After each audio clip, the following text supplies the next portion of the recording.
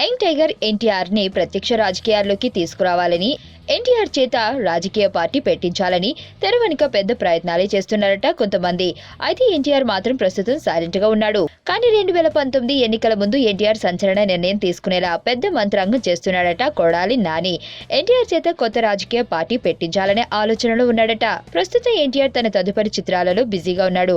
పైగా ఎన్నికలకు ఇంకా సమయం కూడా ఉంది కాబట్టి ఈలోపు సినిమాలు చేసుకుంటూ పోతాడు ఎన్టీఆర్. అయితే వచ్చే ఎన్నికల్లో మాత్రం ఎన్టీఆర్ కీలకం కానున్నాడు. ఎందుకంటే చంద్రబాబు ఆ సమయానికి ఎన్టీఆర్ ని తెలుగుదేశానికి అనుకూలంగా మార్చడానికి ప్రయత్నాలు చేస్తున్నాడు. మరి ఎన్టీఆర్ చంద్రబాబుకు దగ్గరవుతాడా, లేక వేరే పార్టీ పెట్టాలంటూ కొంతమంది చేస్తున్న కుట్రలో ఇరుక్కుంటాడా చూడాలి. ఇప్పటికే పలుమార్లు తెలుగుదేశం పార్టీకే నా మద్దతు అని స్పష్టం చేశాడు ఎన్టీఆర్. మరి వచ్చే ఎన్నికల నాటికి ఏమవుతుందో చూడాలి.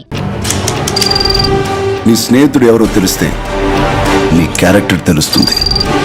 నీ శత్రువు ఎవరో తెలిస్తే నీ కెపాసిటీ తెలుస్తుంది.